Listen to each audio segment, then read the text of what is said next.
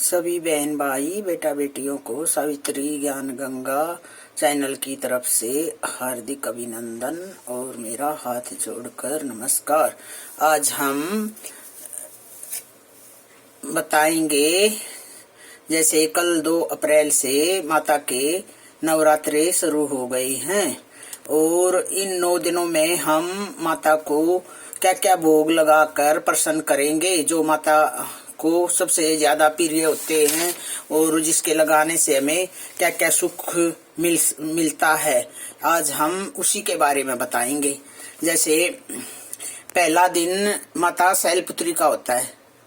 पहले दिन माता शैलपुत्री की पूजा की जाती है और इस दिन माता शैलपुत्री को गाय का घी का भोग लगाया जाता है। गाय का घी माता को अति प्रिय होता है और गाय के घी का भोग लगाने से साधक को सुख संपत्ति और आरोग्य प्रदान होता है। सुख संपत्ति आरोग्य की प्राप्ति हो जाती है और माता की पूजा करते हैं। पहले दिन माता शैलपुत्री की ही पूजा की जाती है, जो कि इस पे जो बैल पे सवारी करती है, बैल पे सवार होती है। और फिर दूसरे दिन माता ब्रह्मचारिणी, दूसरे दिन माता, देखो ये रही माता ब्रह्मचारिणी की पूजा की जाती है और इसको भोग में हम माता ब्रह्मचारिणी को भोग के रूप में हम शक्कर का भोग लगाते हैं। माता को शक्कर बहुत प्रिय है। माता को शक्कर का भोग बहुत ही प्रिय है और इस भोग के लगाने से आय में वृद्धि होती है, सुख संपत्ति, सुख में जीवन होता है, सभी प्रकार के दुखों से छुटकारा मिलता है। और फिर तीसरे दिन माता चंद्रघंटा की पूजा की जाती है। चंद्रघंटा की पूजा करके माता को कौन सा भोग प्रिय है? माता को दूध अति प्रिय है और चंद्रघंटा माता को दूध का भोग लगाया जाता है और इस भोग के लगाने से सभी प्रकार के दुखों से छुटकारा मिलता है। और फिर चौथे दिन माता कुष्मांडा की पूजा की जाती है और इस दिन माता को मालपुड़ा होता ना, वो अति प्रिय है।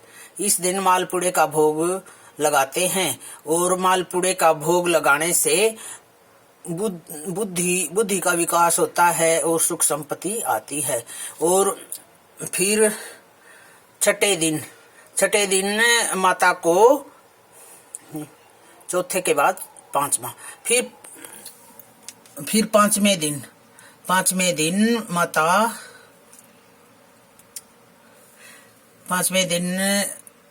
माता स्कंद माता को केले का भोग लगाते हैं। माता को केला बहुत प्रिय होता है, अति प्रिय होता है। केले के भोग लगाने से विवेक का विकास होता है। निर्णय कोई भी फैसला निर्णय लेते हैं, कोई भी काम के लिए, वो निर्णय लेने की बढ़िया पावर बन जाती है, बढ़िया निर्णय ले सकता है। ये गुण विकसित हो जाते हैं। केले का भोग लगाते हैं माता को। और छठे दिन माता कात्यायनी है। छठे दिन माता कात्यायनी का दिन है और इस दिन माता कात्यायनी को शहद का भोग लगाते हैं और माता कात्यायनी को शहद का भोग लगाने से मनुष्य की पर्सनैलिटी, आकर्षक चेहरा हो जाता है, उसके चेहरे पे तेज आ जाता है। और फिर कालरात्रि, छठे दिन माता कालरात्रि का दिन है। कालरात्रि की पूजा की जाती है और कालरात्रि को सबसे प्रिय गुड़ लगता है और कालरात्रि को गुड़ का ही भोग लगाते हैं। और गुड़ का भोग लगाने से सभी रोग, शोक और किसी भी प्रकार की विपत्ति हो उसे छुटकारा मिल जाता है। और फिर आठवें दिन महागौरी का दिन होता है। इस दिन महागौरी की पूजा की जाती है।